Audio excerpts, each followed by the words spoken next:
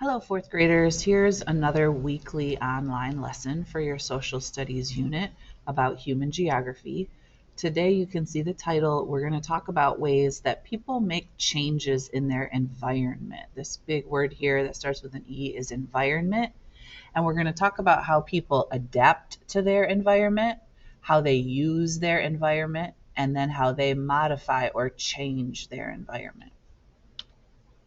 So the learning target for this lesson, you will be able to explain ways that people adapt to, use, and modify the environment in which they live.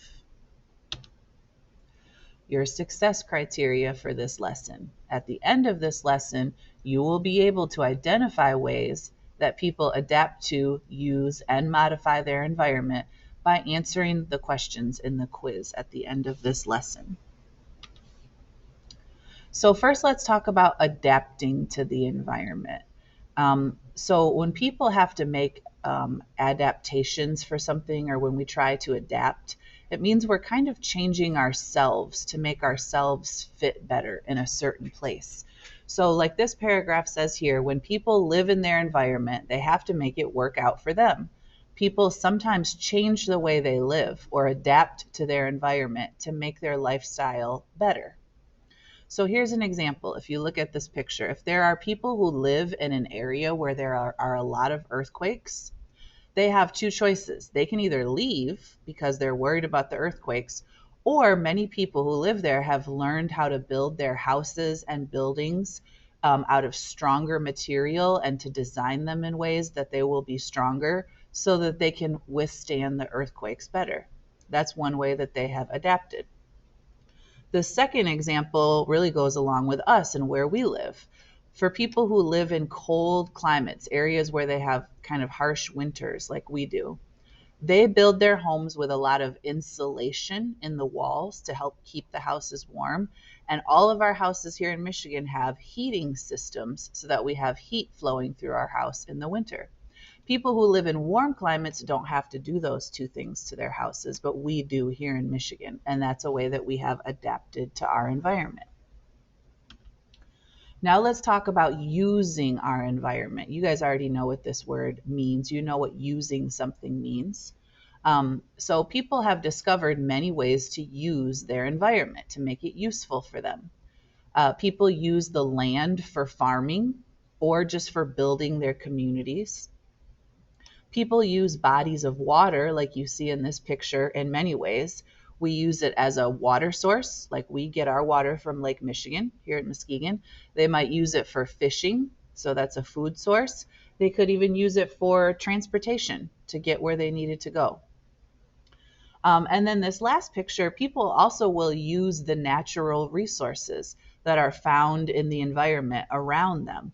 One example would be making paper products from lumber from trees, which we kind of see an example of here in the picture. So we can use the things we find in our environment to make products. And then the last thing we're going to mention here is modifying the environment. When you modify something, you are changing it. You are making a change to it. Muskegon is a good example of this. You probably have learned in some of your other social studies classes when you were younger that Muskegon used to be just really a forested area. Before there was a town here, we pretty much were all woods and forests and trees, which you see in this picture here. But over time, people modified the environment to cut down most of the forest area, and then they built our city, our streets, our neighborhoods, our buildings, because they had space to do it now that all the trees were gone. When people use and modify the environment, we have consequences for doing that. There's always something that comes because of that. Sometimes it could be positive or negative, but there are consequences for that. And here's where we'll talk about what some of those consequences are a little bit. So let's look at the positive one first. A positive consequence could be we cut down a lot of the forests here in Muskegon, but we have a town here, we have a community here where people live, people have jobs, go to school, live their life.